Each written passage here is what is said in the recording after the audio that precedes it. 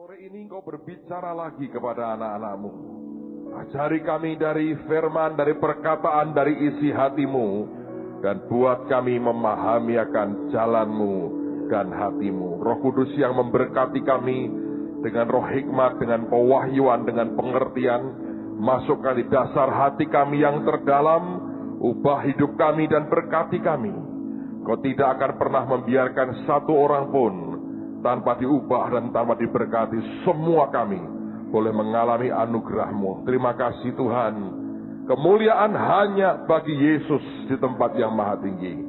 Demi nama Tuhan Yesus semua kita berkata amin. Silakan duduk saudara.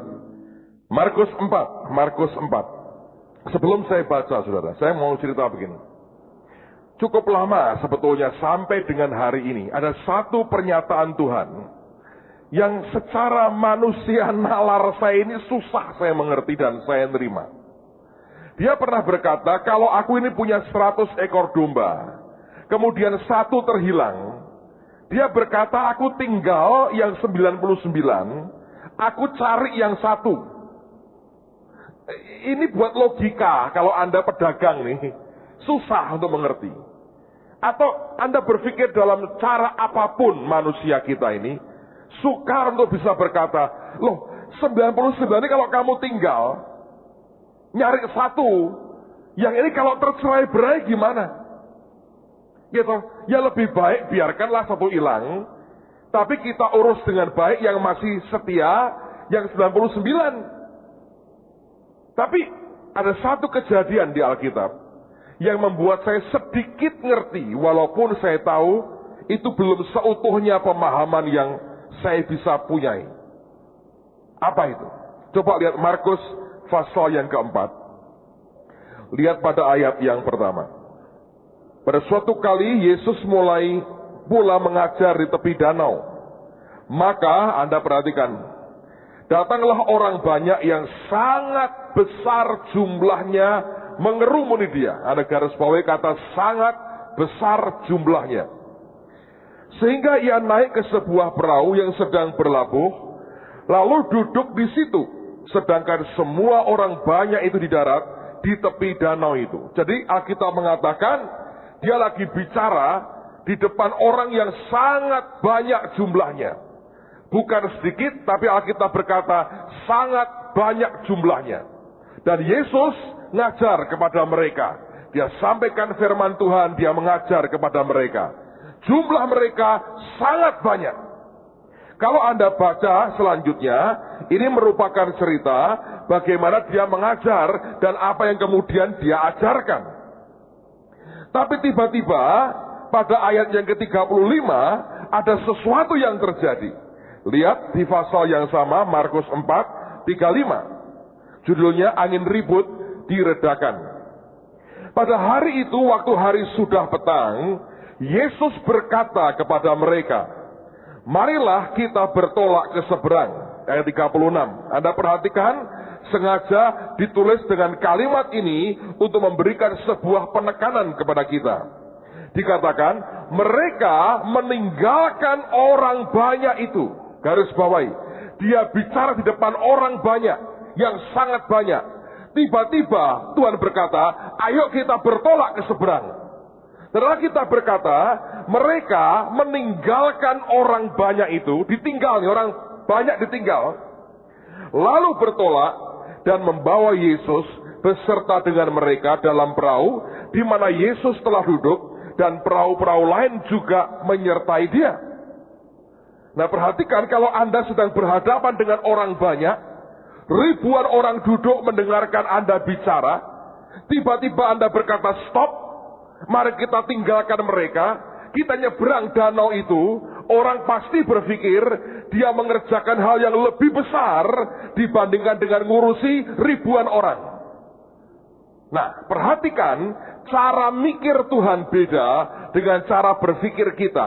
Cara pandang Tuhan berbeda dengan cara pandang kita. Yang kedua biasanya begini. Kalau orang berkata, Tuhan berkata, ayo ke sana, maka kita berkata, kalau dari Tuhan akan lancar jalannya. Kalau dari Tuhan semuanya akan aman. kalau dari Tuhan, semuanya akan mulus, tidak ada gangguan. Nah, perhatikan apa yang terjadi. Ayat berikutnya. Lalu 37. Mengamuklah taufan yang sangat dahsyat dan ombak menyembur masuk ke dalam perahu sehingga perahu itu mulai penuh dengan air. Pada waktu itu Yesus sedang tidur di buritan di sebuah tilam. Maka murid-muridnya membangunkan dia dan berkata kepadanya, perhatikan omongannya, Guru, engkau tidak peduli kalau kita binasa.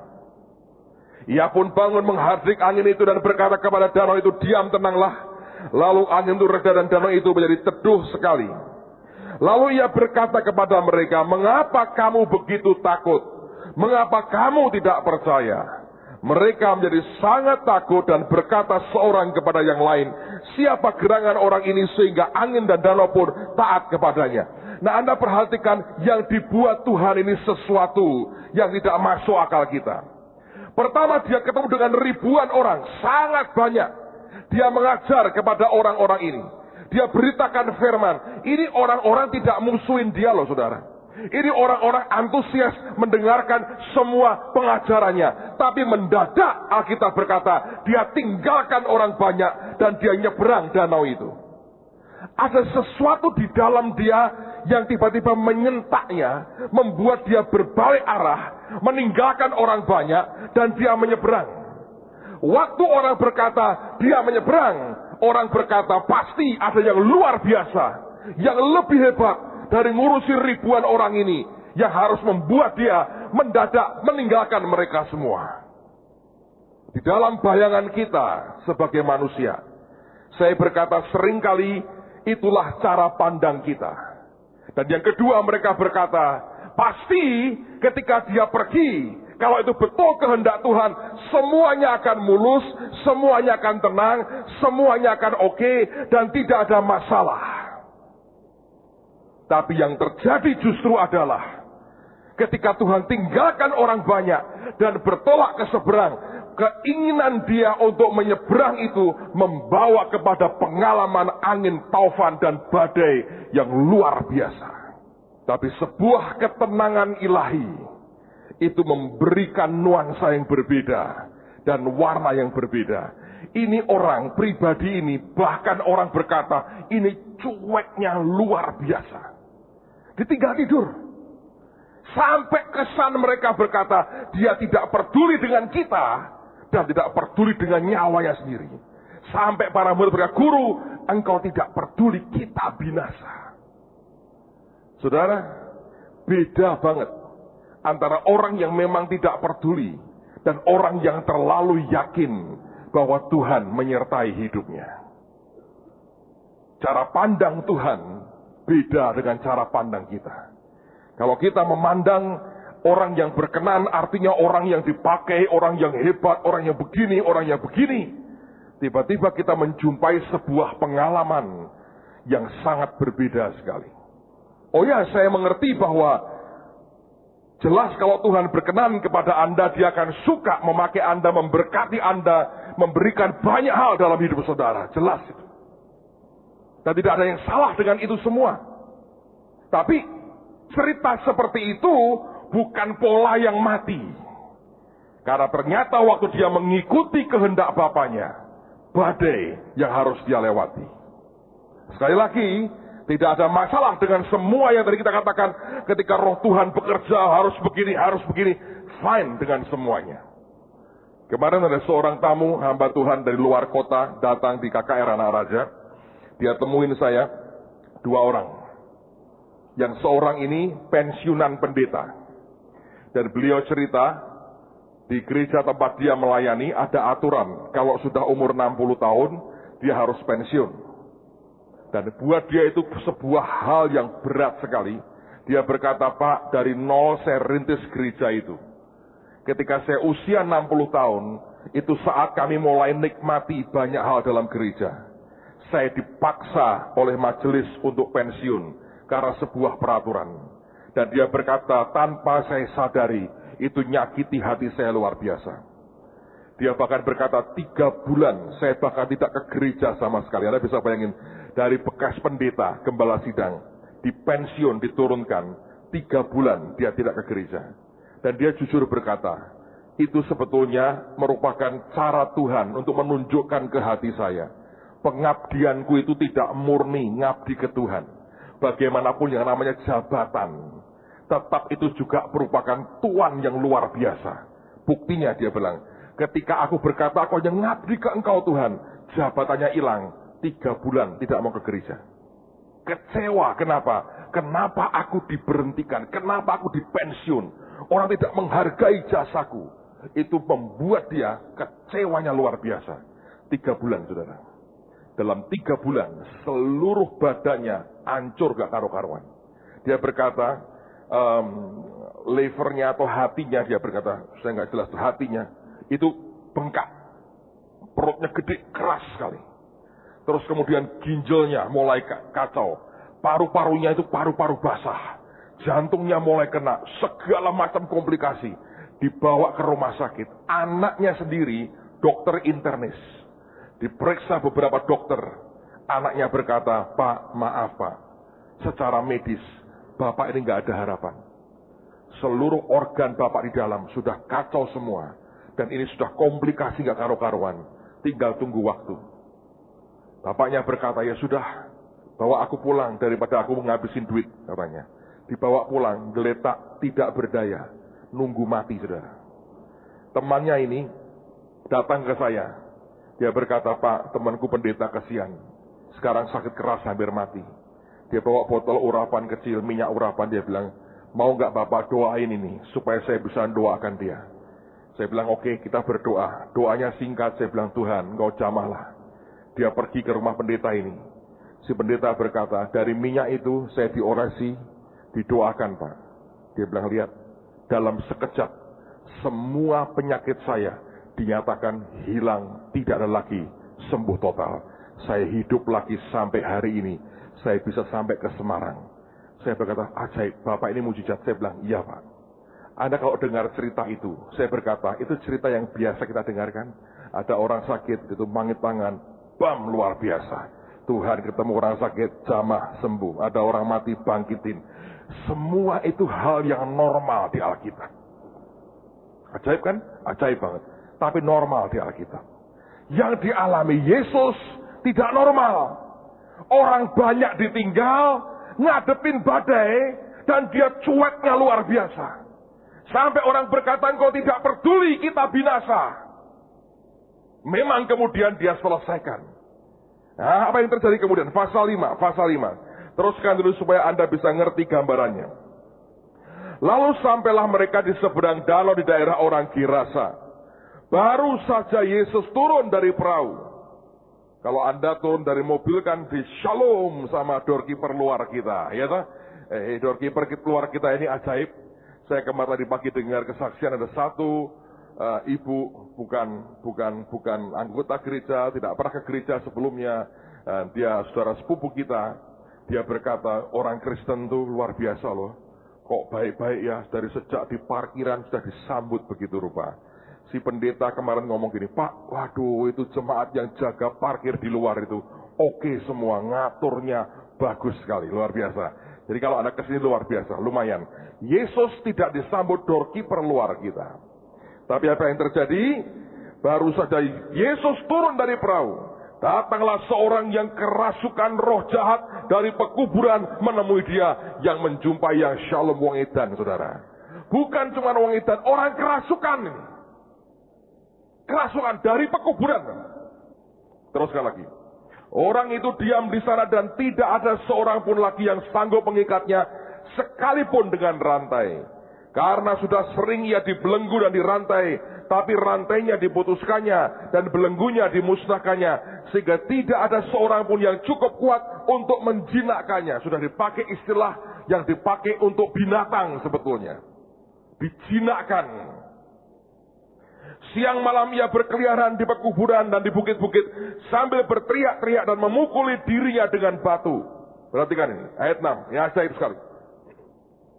Ketika ia melihat Yesus dari jauh, berlarilah ia mendapatkannya dan apa? Lalu menyembahnya. Orang kerasukan, orang edan, saudara.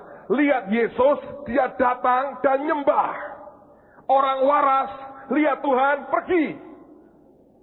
Yang waras mana, yang edan mana? Yang kerasukan mana, yang tidak kerasukan mana? Ini orang kerasukan ribuan setan. Dia bisa kenali siapa Tuhan. Pemuka agama, Sanhedrin, imam besar, tidak bisa kenali dia siapa. Setan, yang kalau ketemu kita, orak goyan itu. Dan demit. Amin. Itu bisa ngerti itu Tuhan.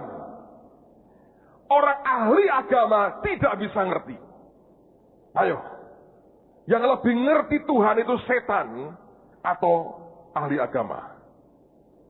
Itu masalah besar, saudara. Dan sampai abad 21 ini tetap seperti itu. Ayat 7. Dan dengan keras ia berteriak, apa urusanmu dengan aku, hai Yesus anak Allah yang maha tinggi? Demi Allah, jangan siksa aku. Dia ngerti, ini anak Allah. Kita nggak ngerti juga. Ketika roh Tuhan kerja, kita nggak ngerti itu roh Tuhan. Selalu berkata, itu setan itu. Nah, iblisnya senang toh ya. Tidak kerja apa-apa, menghambat, dapat pujian dari kita lagi. Ayat 8. Karena sebelumnya Yesus mengatakan kepadanya, hai engkau roh jahat, keluar dari orang ini. Kemudian ia bertanya kepada orang itu, siapa namamu? Jawabnya, namaku Legion, karena kami banyak. Ia memohon dengan sangat supaya Yesus jangan mengusir roh-roh itu keluar dari daerah itu. Adalah di sana, di lereng bukit jumlah besar, babi sedang mencari makan. Lalu roh-roh itu meminta kepadanya, katanya, suruhlah kami pergi ke dalam babi itu, dan biarkanlah kami memasukinya. Ajaib ini. Setan minta, biarkan kami masuk ke babi-babi itu. Saya tidak berkata kalau makan babi berarti ada setannya loh saudara ya. Jangan diputer-puter. Siapa yang tidak doyan babi, coba angkat tangan. Siapa yang suka makan babi? Angkat tangan tinggi-tinggi. Kita orang-orang berbahagia, saudara. Saya khotbah di Bandung. Saya ngomong, tahu nggak di Bandung ada restoran sate babi yang enak. Selesai khotbah, dia bilang, Pak, sudah kami reservekan. Apanya? Sate babi katanya. Sampai di sana, baru pesen makanan. Saya ngobrol dengan pendetanya yang ngundang saya. Dengan gembalanya. Tiba-tiba ada satu anak perempuan ngomong ini, Pak, minta tanda tangan Pak. Katanya, loh apanya? Saya bilang, itu yang punya itu malu Pak, itu membaca bukunya Bapak banyak. Jadi dia berkata, nah itu katanya. Terus saya disuruh Pak untuk minta tanda tangan. Di warung sate babi, saya memberikan tanda tangan. Luar biasa, saudara. Kita harus keren sedikit lah, saudara. Ya tenang aja. Nanti kalau minta tanda tangan, hubungi Hengki dan sebagainya. Tulisan saya. $5 per tanda tangan, saudara. Setan suka babi, bukan setan suka babi. Masuk ke dalam babi. Kita suka makan babi. Dan ayat 13 ajaibnya, Yesus mengabulkan permintaan mereka. Saya kemarin kesulitan menerangkan ini ke anak raja. Saya mau berkata, lihat Tuhan sampai rela mengorbankan babi demi satu orang. Sebab mereka berkata, ya biarin wong najis ya dikorbankan. Tak ganti kambing kemarin saudara sebetulnya. Supaya mereka ngerti yang saya maksudkan itu ada nilainya gitu. Kalau saya ngomong ke orang-orang Chinese, mereka ngerti, wah iya ini mahal. Sien kita ente ini katanya. Ya ngerti, tapi kalau di anak raja, ganti kambing. Saudara. Itu lebih oke, lebih mengena. Ya kalau babi kan ya. Saya bisa fleksibel kok. Haram halal saya bisa fleksibel. Yesus mengabulkan permintaan mereka, lalu keluarlah roh-roh jahat itu dan memasuki babi-babi itu. Kawanan babi yang kira-kira 2000 jumlahnya itu terjun dari tepi jurang ke dalam danau dan mati lemas di dalamnya. Dan hari itu danau Galilea haram semuanya. Loh ya, buat orang Yahudi itu tidak kosher, tidak halal. Babi tetap haram buat orang Yahudi. Dan hari itu danau Galilea haram menurut agama Yahudi. Maka larilah penjaga-penjaga babi itu. Kesian langsung PHK aja, yang dijaga mati semua. Dan menceritakan hal itu di kota dan di kampung-kampung sekitarnya. Lihat ya, mujizat itu selalu membawa penyebaran yang cepatnya luar biasa. Anda boleh kerjain penginjilan atau apapun dengan sistem apapun. Tidak ada satupun yang menang ketika Anda berkompetisi dengan mujizat. Itu luar biasa. Yesus dikenal pertama bukan karena pengajarannya, tapi karena mujizat yang dia buat. Kalau Anda nginjil satu-satu akan butuh waktu untuk sampai mencapai ribuan. Anda buat mujizat satu, gaungnya seluruh kota. Nanti Anda lihatlah KKR yang kemarin itu. Saya bersyukur sekali dan termasuk cepat banyak orang mengalami mujizat. Itu luar biasa. Teruskan lagi. Mereka datang kepada Yesus dan melihat orang yang kerasukan itu duduk, sudah berpakaian dan sudah waras. Orang yang tadinya kerasukan legion itu. Maka takutlah mereka. Orang-orang yang telah melihat sendiri hal itu menceritakan kepada mereka. Ini ceritakan terus, mengalami pengulangan. Dan dikatakan, apa yang telah terjadi atas orang yang kerasukan setan itu, dan tentang babi-babi itu. Lalu mereka mendesak Yesus supaya ia meninggalkan daerah mereka. Bayangin, orang yang waras lebih pilih babi daripada jiwa manusia. Lihat caranya, Tuhan mau berkata, cara pandang manusia beda dengan cara pandang Tuhan. Tuhan berkata, aku rela korbankan apapun juga untuk satu jiwa diselamatkan. Kalau dia mau diselamatkan. Dan lihat apa yang terjadi, ayat berikutnya.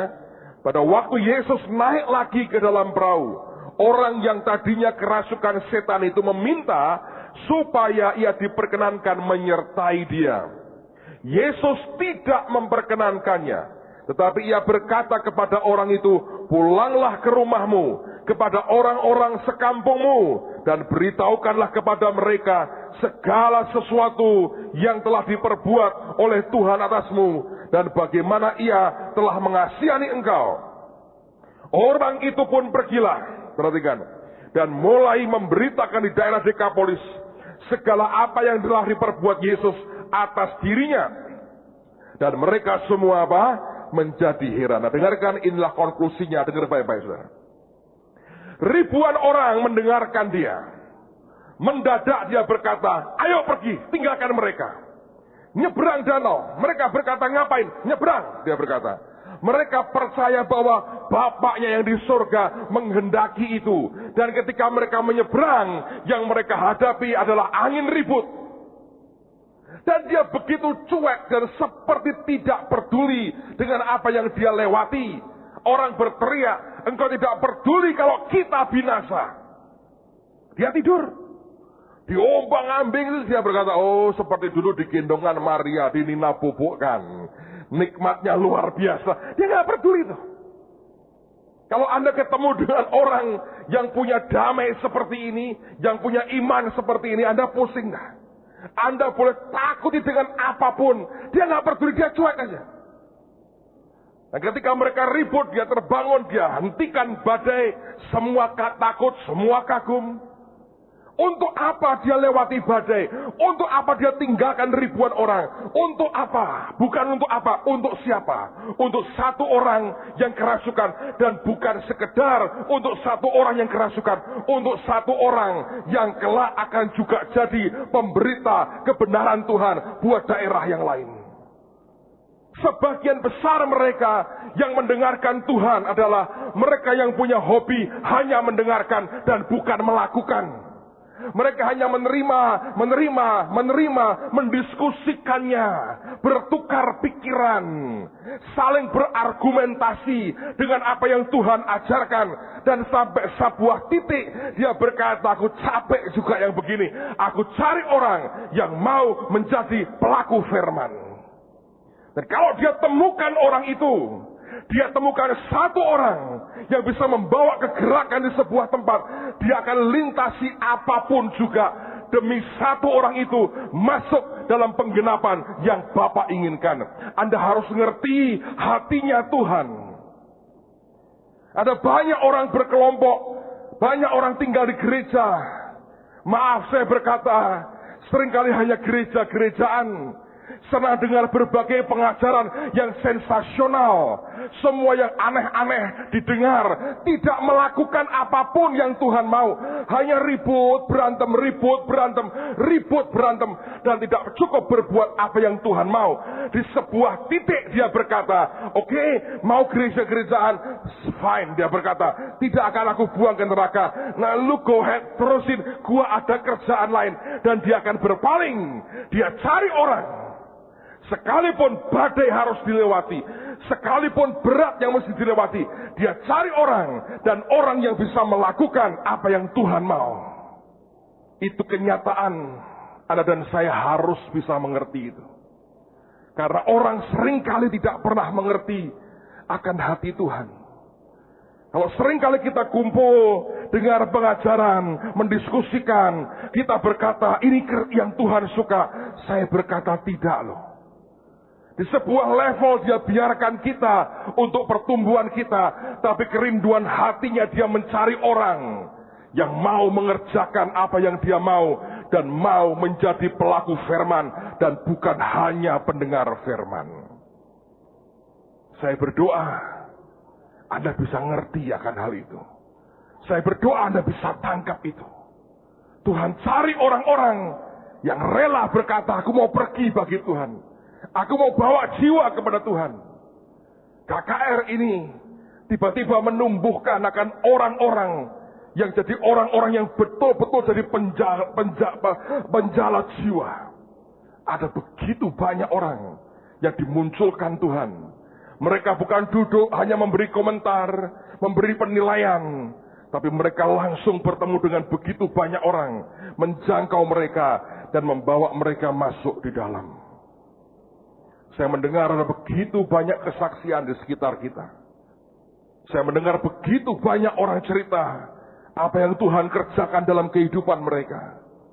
Setiap kali kita buat itu, saya berkata, kalau hatimu tidak terharu melihat Tuhan bekerja, saya pikir ada yang tidak beres di hati kita.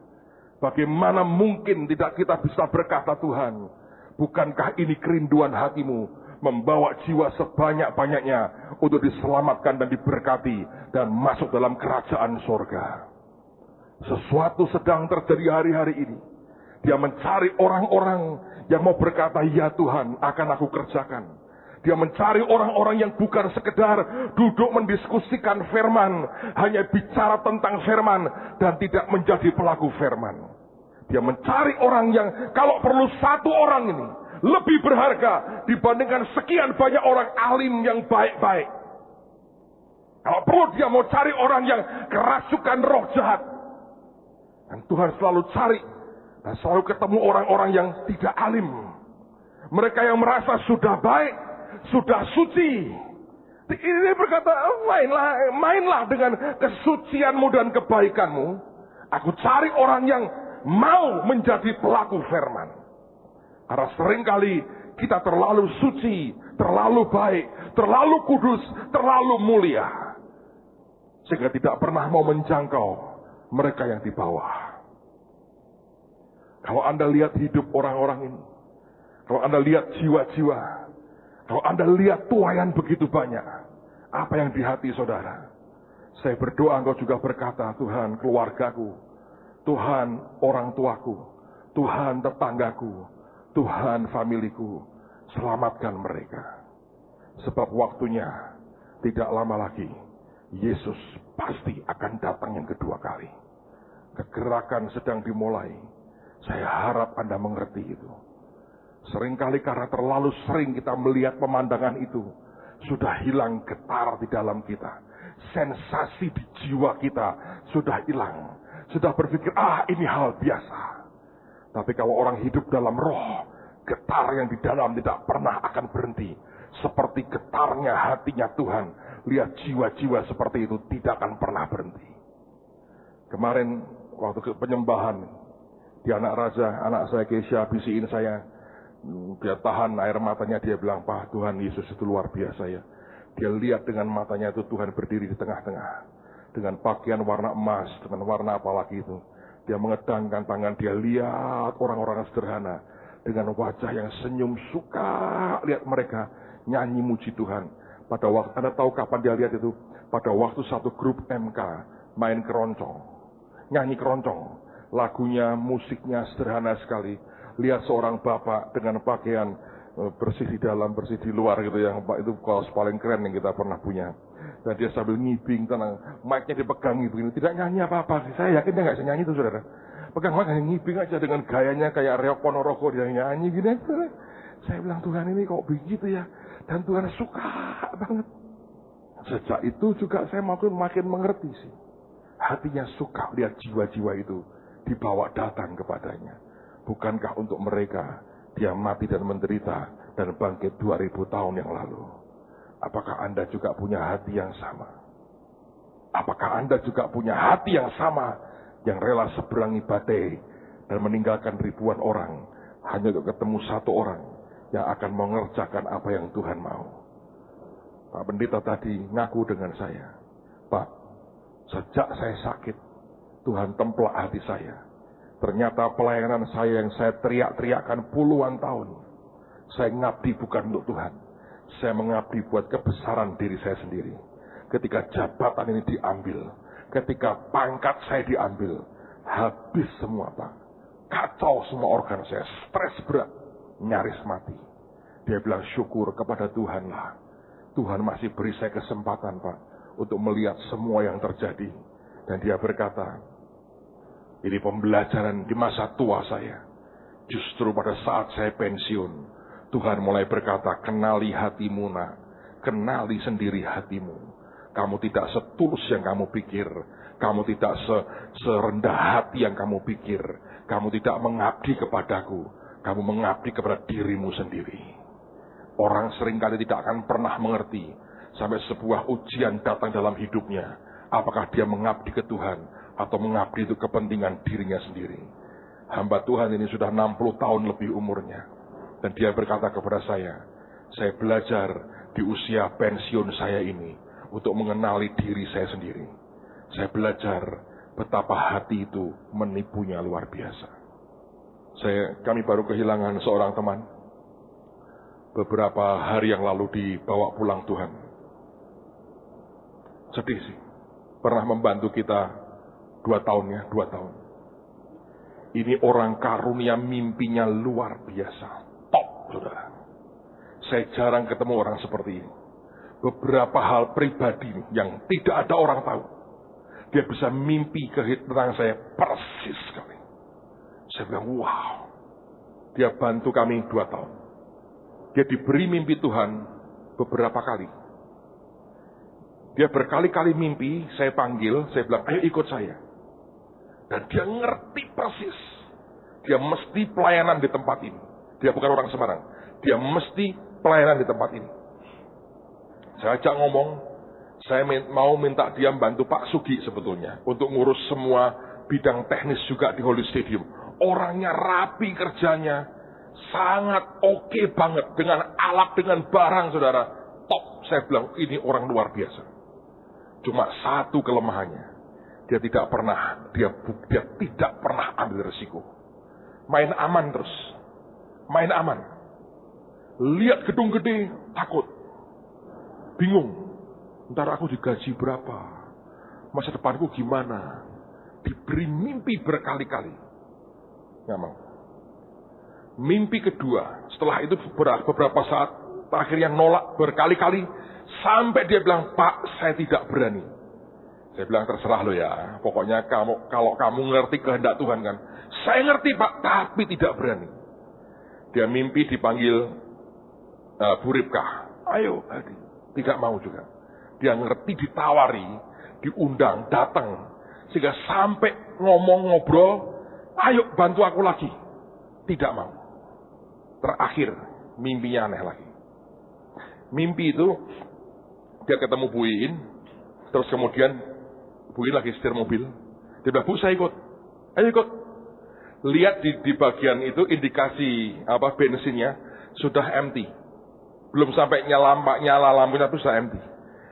Dia tanya, Ibu mau kemana? Oh, saya mau ke kota ini sama kota ini. Ya nggak cukup ini.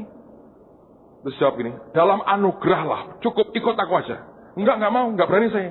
Dia keluar, berangkat mobilnya. ditawari bantu di sana, tidak mau juga. Takut. Orang itu kadang-kadang kalau terlalu pinter, saudara, atau terlalu, perhitungannya banyak. Aku mana ya, aku mana ya, aku mana ya, aku mana ya, aku mana ya. Terakhir itu mimpi, 2 kali berturut-turut mimpinya sama. Saudara tahu mimpinya apa? Sedih saya kalau dengerin. Dia mimpi mau ikut pembukaan TSOA. Ngantri mandi, dipakai orang lain. Yang lama makainya. Sampai waktunya lewat, tidak bisa ikut pembukaan. 2 kali dia mimpi itu. Minggu lalu, beberapa hari yang lalu, dia pelayanan, pulang, tidur, tidak bangun lagi. Pulang. Saya bilang, Tuhan kok bisa ya? Dia bilang, aku sudah tawari, aku sudah bicara berkali-kali. Aku suka dia. Aku tidak mau dia akhirnya terhilang. Sebab selalu tidak pernah berani dengan iman. Ambil keputusan yang dia tahu itu kehendak Tuhan. Mikir ini, mikir itu, mikir ini, mikir itu. Di sebuah titik tertentu dia berkata, pulang nak. Masih muda? Usia berapa ya? 35, 34, 35, masih muda. Tidak ada penyakit apa-apa dong. Sehat orangnya. Tidur, tidak pernah bangun lagi. Sedih saya lihat itu. Ini zaman yang aneh banget. Ini zaman yang berbeda. Saya lagi banyak dengar cerita-cerita seperti ini dalam hari-hari ini. Saya pikir Tuhan lagi serius sekali. Saya berdoa, ayo serius dengan Tuhan. Lakukan yang dia mau. Jadi pelaku firman, bukan hanya pendengar. Amen. Kita lihat klip anak raja. Mari Pak Asto masuk ke depan. Lihat klip anak. Dan ini termasuk salah satu klip yang paling heboh yang kita punya. Minggu lalu ada KKR untuk waria. Siapa yang sempat datang KKR waria? Angkat tangan tinggi-tinggi. Oke, sebagian kecil dari Anda. Dan sebelum kita lihat dan sedang disiapkan klipnya, saya mau sampaikan beberapa hal sebelum saya lupa. Tanggal 17 Mei nanti adalah hari kenaikan Tuhan Yesus. Kita merencanakan, kalau Tuhan izinkan, kita mau buat live recording. The Lord Reigns live recording. Kita akan buat kebaktian hanya sekali sore hari, dan itu akan dibuat live recording di Holy Stadium. Kami butuh suara emas, saudara. Amen. Coba ngomong sebelahmu, suaramu sebetulnya luar biasa. Mirip Ruth Sahanaya. Kamu pantas jadi Indonesian Idol untuk abad 25. Oh, bukan, saudara. Oke, saya butuh suara calon-calon Indonesian Idol. So, kami mengharapkan Anda semua hadir dan nyanyi dengan apa yang, Pak, suara saya ini fals. Saya tahu beberapa Anda memang parah mungkin. Tapi kalau Anda nyanyi sama-sama dengan urapan yang fals itu membuat orang terharu, saudara. Amen. Kalau orang suaranya bagus nyanyi biasa. Fals dan tetap nyanyi untuk Tuhan membuat hati kita terharu. Yang pertama, yang kedua, tanggal 1 dan tanggal 2 Juni nanti kita ada acara di Holy Stadium. Dan itu acara yang luar biasa. Kita juga akan memberi tema Hari Baru, Zaman Baru. Pak Yusak dan yang lain akan bergabung dengan kita. Akan ada satu celebration yang luar biasa. Ada tarian, ada performance, ada segala macam. Kali ini yang tampil bukan hanya manusia, binatang akan ikut tampil. So, kalau nanti Anda mungkin punya binatang, Anda punya singa, punya jerapah, tolong disiapkan. Siapa tahu akan tampil di acara itu. Tapi kita tahu ada sebuah performance yang luar biasa. Alright? Dan hari Minggunya, tanggal berapa itu Mei? Tanggal, somebody tell me. Tanggal berapa ya itu ya? Hari Minggunya, 27, betul ya? 27 Mei sore hari, kita ada KKR, ini gabungan anak raja dengan semua kita. Kita buat kebaktian kesembuhan ilahi dengan Peter Youngren. Dan merupakan anugerah luar biasa buat semua kita. Besar kemungkinan minggu pagi sudah akan ada dengan beliau, tapi KKR-nya akan diadakan minggu sore. Dan saya percaya akan menggoncang lagi kota ini dengan anugerah dan dengan kebaikan Tuhan yang ajaib. Amen.